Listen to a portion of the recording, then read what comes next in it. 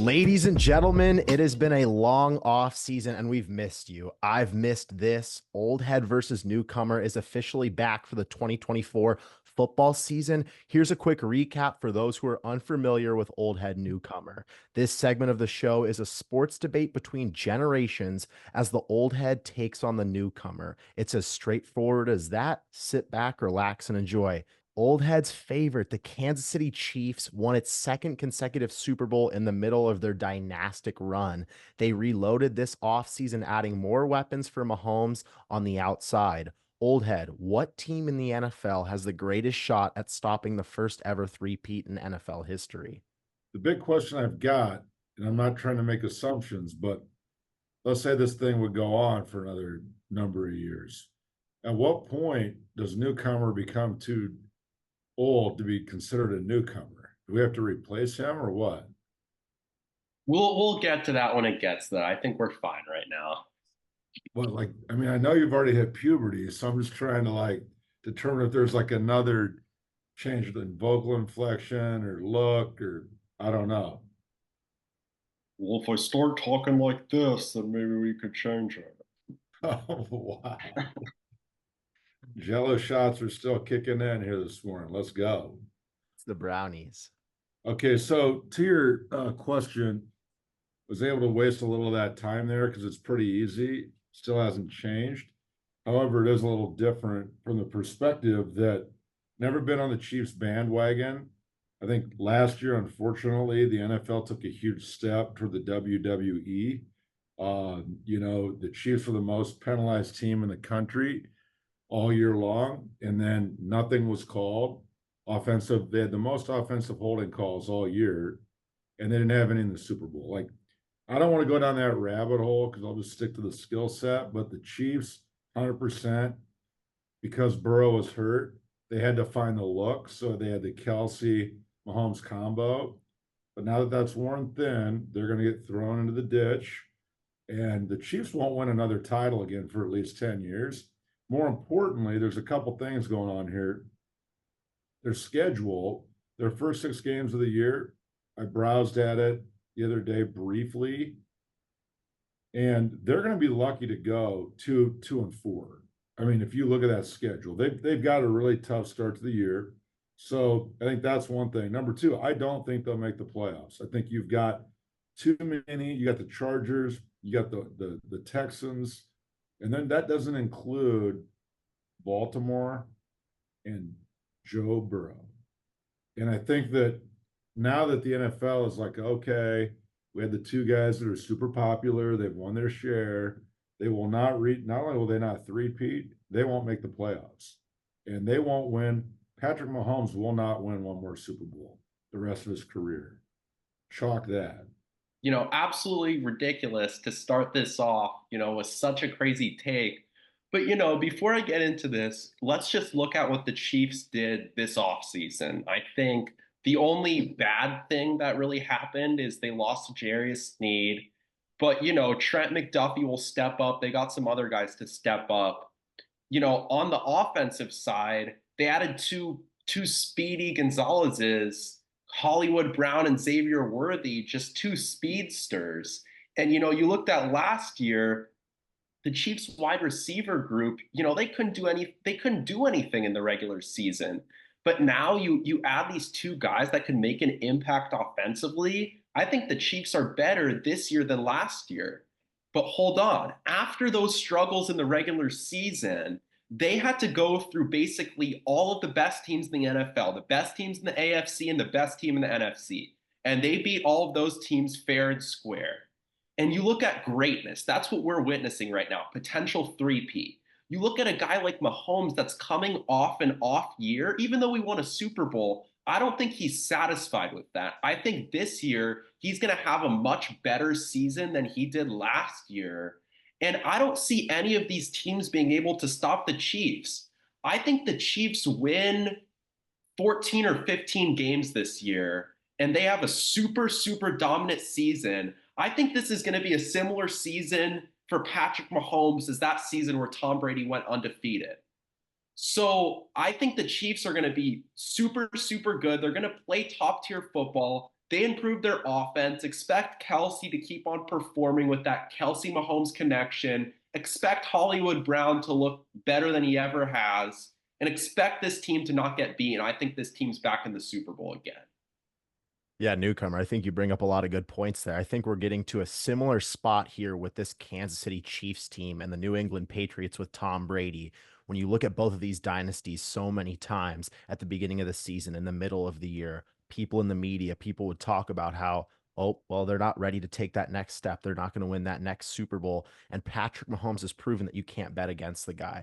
Like you said, he went on the road for the first time in his entire career. He's only lost to two players in the postseason in his entire career, one of them being Tom Brady, who I just spoke about, and the other one being Mr. Joe Burrow, who I believe will avenge his injury from last year. He's going to get Patrick Mahomes this year. I'm all in on the Bengals. I've been very vocal about it. I was vocal about it last year. I'm going to be as vocal about it as I can on this show all year long. I'm a big believer in Joe Burrow. Joe Burrow is absolutely that guy. There's been some ups and downs this offseason. Will T. Higgins be back on the team? Will Jamar Chase be back on the team? We saw him hold in, wasn't practicing with the team, but now he's back. Joe Burrow's got his main two guys. T. Higgins is looking to have a massive year so he can get a big time contract. I believe that as long as Joe Burrow is healthy, we're going to see this Bengals team hit its full stride early on in the year. They've been so notorious for starting slow at the beginning of the season, but I think if they can hold on, they're going to see the Chiefs week 2. If they can hold on, if they can start faster than they have,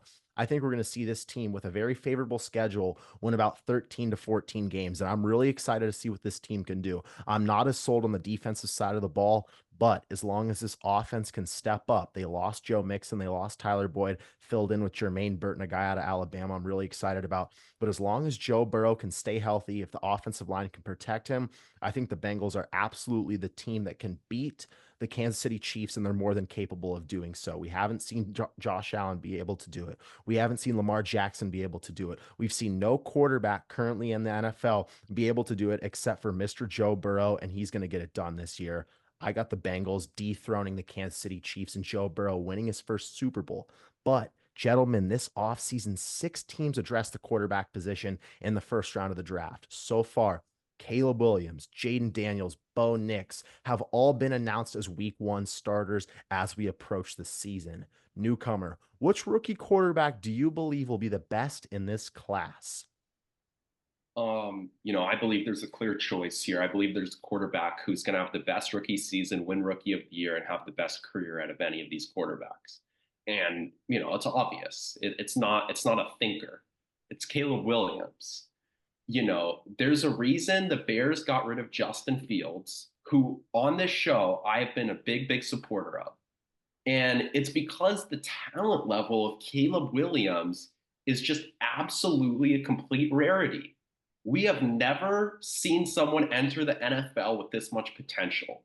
And the only thing that I could compare this to in all of American sports is when LeBron James was entering the NBA straight out of high school. I think that's a similar situation. But the difference between that and this situation is when LeBron first entered the NBA, he had to play with a bunch of bums and carry the Cavs on his back to do good. Caleb Williams, for a guy that has this much talent, he's entering a really, really, really good situation for his rookie year. You look at their offense. They have 2 proven veteran receivers, DJ Moore and Keenan Allen, plus an explosive playmaker, DeAndre Swift, plus Rome Odunze, who they just drafted. I think Caleb Williams right now, he's entering the league as a top 12 to 15 quarterback already. And you look at great recent NFL QB rookie seasons. You look at the year Andrew Luck, RG3, and Russell Wilson all had an insane rookie year. I think Caleb Williams does something similar. You look at how CJ Stroud absolutely lit the league ablaze last year. You look at Dak Prescott, Justin Herbert's rookie years, all of these rookie years. I think Caleb Williams is going to have a really, really great rookie year.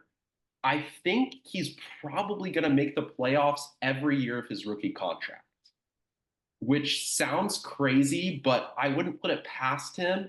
I think in 4 to 5 years, you're looking at him and Mahomes at the top of this league and him, trying to catch up with him. Gentlemen, we are going to be lucky to watch Caleb Williams this season. I'm excited. Oldhead, what are your thoughts on that? Well, couple different things here. First of all, the Jello shots you're doing before the college football games today are the same colors Caleb's fingernails is going to wear the first game, either pink or cherry or something like that. Secondly, I don't know what you put in your Jello shots, but you are lifted. I mean, at the end of the day, let me back up here. Number one, there's one thing that Travis Kelce and Caleb Williams have in common. That is, they're both head cases. You got maybe neither one of them has the Antonio Brown or the Stephon Diggs in them yet, but Caleb Williams showed it in college at a high profile university where he couldn't handle the heat. Chicago's media is no joke. Kelsey showed it during the Super Bowl when I thought literally I was back in preschool with one of my spoiled buddies that threw his rattle out of the playpen because Kelsey's on the sideline having a temper tantrum, looking up with his little lippy sticking out up at Taylor while he's yelling and bumping Andy Reid. So at the end of the day, what does that have to do with Caleb Williams? Nothing. The dude, other than Zion Williams, as compared to your LeBron comparison, he is Zion Williamson of the NFL. Caleb is going to be the biggest bust because he's going to crack, just like Kelsey's going to crack when they're not winning Super Bowls. You know who's going to do it? Just like last year, Jaden Daniels. All these other cats step off. Jaden Daniels has not gotten any respect. Didn't get any respect at LSU. He operates very good in the line, not being What a in high. I was going to say, hey. He had to grind that out. So at the end of the day, I don't need to continue with that comment, but what I will say is that whenever Newcomer starts coming up with stuff that like 7-Eleven, first episode, 7-Eleven, Caleb Williams winning titles, like, I mean, come on, man. The dude, there's two takes I want to remember in February. Chiefs won't make the playoffs. Caleb Williams is a bust. you look at Caleb Williams, he can do everything on the football field. He's accurate. He has the arm strength. He's mobile. He can throw off platform, can throw from different angles. And I think right now, when you look at when GMs and owners are looking to draft players, they're looking for replicas of the next best guy. And for a while it was, hey, get me the 6'5" cannon of an arm quarterback like a Josh Allen or a Justin Herbert. And I still think there's an element of that. And you saw Drake May be drafted for that. But I think right now, Patrick Mahomes is the prototype. And I think Caleb Williams fits this prototype so well. Caleb Williams, I totally agree with you, Newcomer. I think Caleb Williams is going to absolutely ball out this year. The situation that he's in is so important for rookie quarterbacks, and he's in a great situation. He has Keenan Allen, a veteran receiver who knows how to get open, has DJ Moore, who can take the top off a defense and is such a great playmaker. And like you said, they got Rome Odunze in the first round of the draft, top 10. Super excited about him, a great jump ball receiver. And I think all around, they have an okay offensive line, they have an elite receiving core, and they have Caleb Williams, who knows how to deal with pressure, who knows how to make play. He can improvise. Caleb Williams can simply do anything. But in terms of a quarterback that maybe he's not getting enough credit, like the old head wants to talk about, I think Michael Penix Jr. is not getting enough credit. We saw him play in the preseason game. He played phenomenally, and they're taking this precaution and not playing him because they paid Kirk Cousins all this money. And I know Penix is 25 years old, but I think you give Penix 1 or 2 years to sit behind Kirk, learn how to play, learn the offense. I think he's going to be amazing. I think he's going to be phenomenal, one of the best quarterbacks in the league. But as of right now, I got to go with Caleb Williams. He's going to light the NFL on fire this year, and I'm ready to say it. I think he's going to have a better rookie season than CJ Stroud did last year. I'm gonna call my shot right here. But let's switch over to the Olympics here, gentlemen. Congrats to the U.S. men's national team on taking care of business and winning gold. Let's go, U.S. I guess they aren't just the champions of the United States anymore, Noah Lyles. On the path to gold, many people in the media said that this was the best Olympic team in U.S. history. Oldhead, this one's for you. Was this year's squad the best Olympic team ever? One question I want Newcomer to think about before I answer that is if he can tell me when he answers what country Speedy Gonzalez was from and what he's known as, because you say these like awesome comparisons to players, but you better know who Speedy Gonzalez is legendary. You better know, and that'll tie into the Olympics, but make sure when you answer, you know what country he's from. Um, so again, I don't like to burn a lot of time because this comparison is very similar to Michael Jordan, LeBron James, Tom Brady, or Patrick Mahomes. And the Olympic teams, this latest one versus the one in 92. The reality is this, it's not even close. A lot of the guys on this year's Olympic basketball team, I think, are really, really good. They're too pretty, so they fit today's era. One of their best players rode the bench the whole time, so he's gonna have to toughen up. Luckily they had Derek White, some cats like that. But what I will tell you, shout out JT, toughen up. But at the end of the day, what you're gonna find is all these guys would get chopped up. I think LeBron, just because of his whininess, would have made the 92 team, but I don't even know if LeBron would have been good enough to make that team. Curry would have made it. I'll give it to Curry. Durant maybe would have came off the bench, and he would have been good to kind of liven up the room. But pull up the roster of both teams, and you'll see clearly it's no different than Jordan, LeBron, Brady, Mahomes, 92 Olympic team, current Olympic team. All the other cats that were younger have not earned it.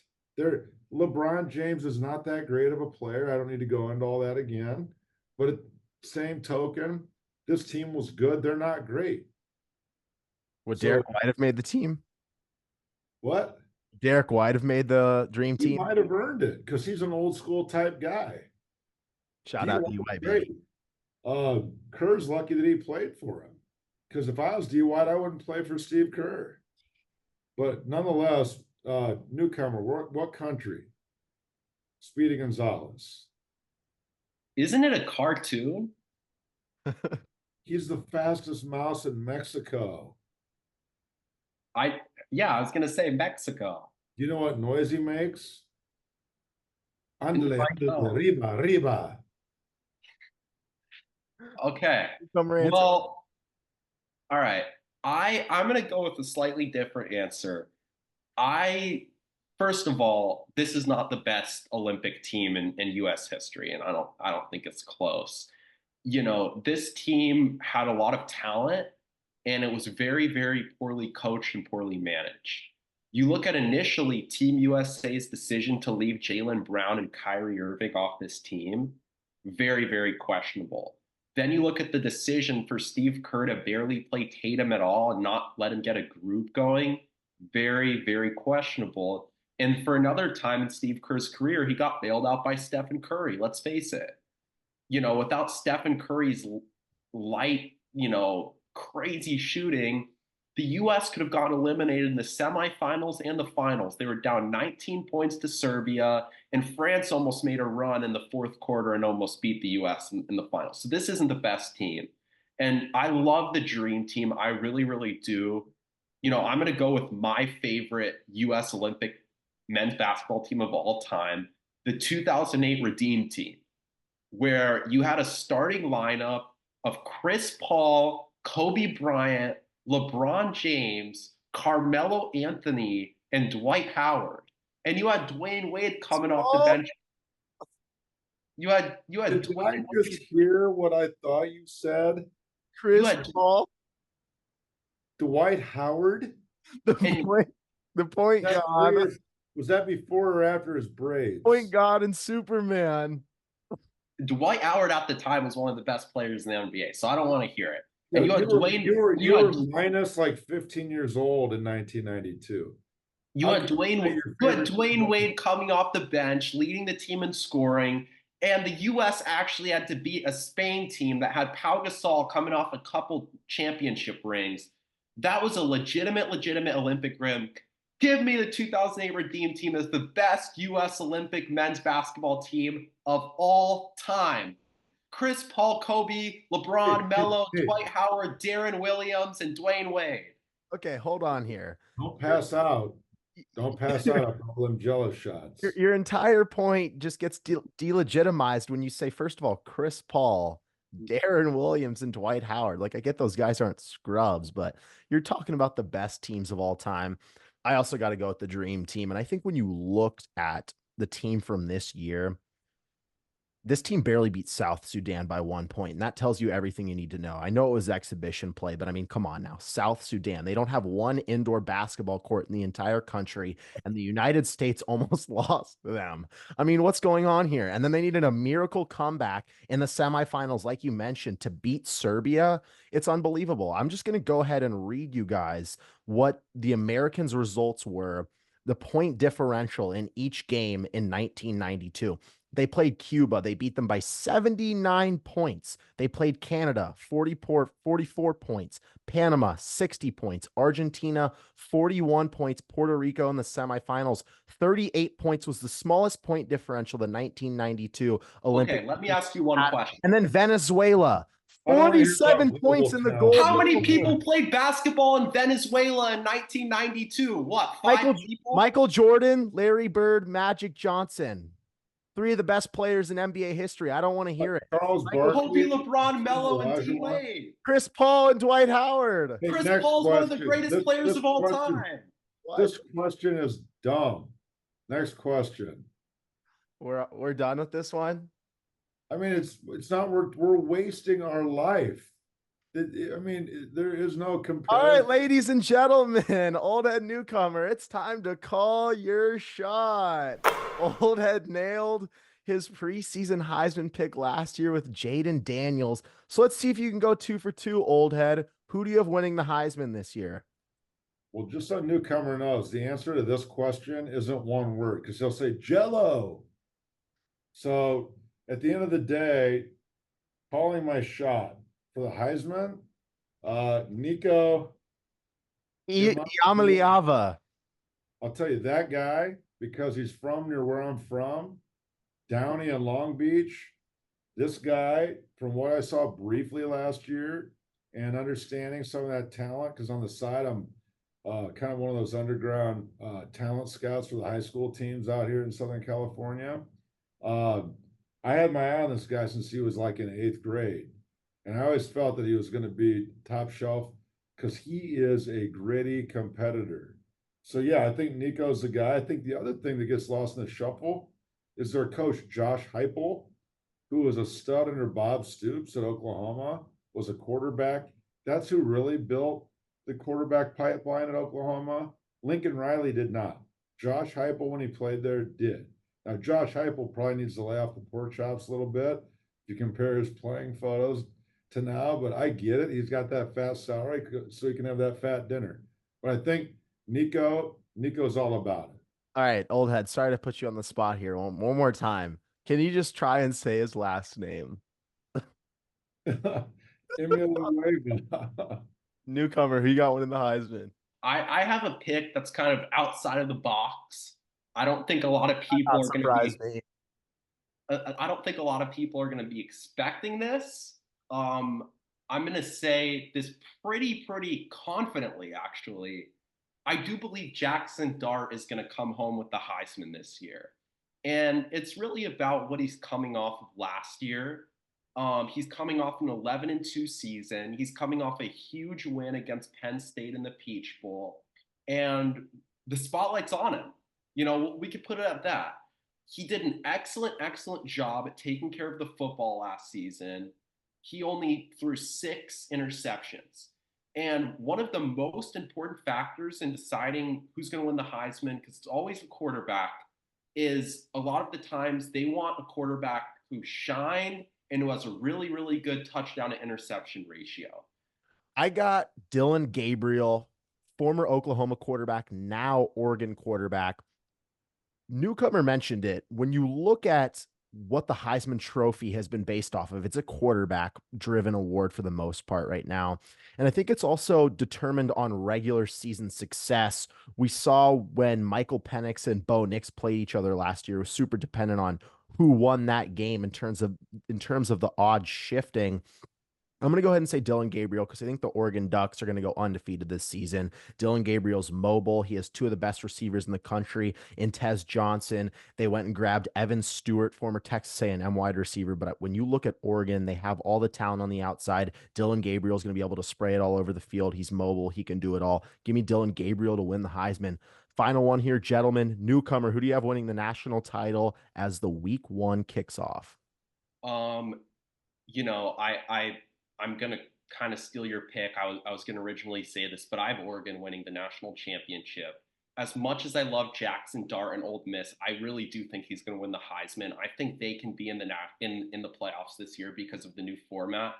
But Oregon is just gonna be dominant this year. They're coming off this, they're coming off last year. They were projected to beat Washington. They lost. They have a lot to prove. Dylan Gabriel has an explosive offense to work with, and their defense is pretty dang good too. I do think Oregon is going to win it all. Oregon's going to struggle coming to the Big Ten first time. All those Pac-12 teams will. So they're going to hang up some losses. They're going to be beat up more than they thought at the end of the year. I know Dan Lanning's a tough guy. He gave that rah-rah talk about Colorado, which I liked, but he's about to get his hiney handed to him in the Big Ten. He'll toughen up, but so Oregon will lose a few. They'll end up in the top 10. Ohio State, they'll probably choke down the stretch. Georgia, not impressed them at all, especially their quarterback. I don't know who that cat is, but not impressive. The one I think that's flying way under the radar is Penn State. And James Franklin is definitely a terrific coach. They've got a really good schedule. They'll go into Ohio State and beat them. I think that Franklin's been there 10 years. He's an intense guy. I think Penn State's going to win the title. And I think they're going to win it pretty handily. And I just don't have a lot more to add at this point. I definitely think I shot most of my wisdom out earlier. So I'm just going to stick with Penn State. I feel like that's just a dirt take. I do not think Penn State. Saying Penn State, saying that I'm the one with brownie points, and then picking Penn State to win it all. Brownie points. They can't win it all. I'm sorry. All right, let me get my take here. I agree with you, Newcomer. I think Oregon, you look at them offensively, like I just mentioned, I think Gabriel is going to win the Heisman Trophy. I think they're going to go undefeated throughout the regular season. In that matchup against Ohio State, they're at home, which is going to be massive. But you look at the offensive talent that they have. They have four returning starters in the offensive line. They still have a great running back room. They still have Dan Lanning, who I believe is going to be the difference maker for this team. He could have went to Alabama. He could have packed his bags, left, taken this bigger opportunity, but he chose to stay. Oldhead, I know you want to call it the rah-rah speech, but I'm bought in on Dan Lanning. I'm bought in on the Ducks. And you look at this defense, 70% of the production is returning, and I'm all in on this team, and I think they win the national title. Gentlemen, thank you. Look at who Penn State picked up in the transfer portal. Franklin's been there 10 years. Lanning's been there going on 2. He's unproven. And the sooner you guys decide to go to at least a fast food restaurant instead of 7-Eleven, the better off you'll be. Take a little more time. Don't just jump on. Even though James Franklin's been in the Big Ten for 10 years, he's consistently been the third best coach in the Big Ten behind Jim Harbaugh and behind Urban Meyer. Now both of those guys are left. Can he finally step up in that top 1 to 2 area? I don't know if he can. I don't think he can. I'd rather take Nebraska over Penn State, to be quite honest. Drew Aller hasn't sold me on anything. Oldhead, Newcomer.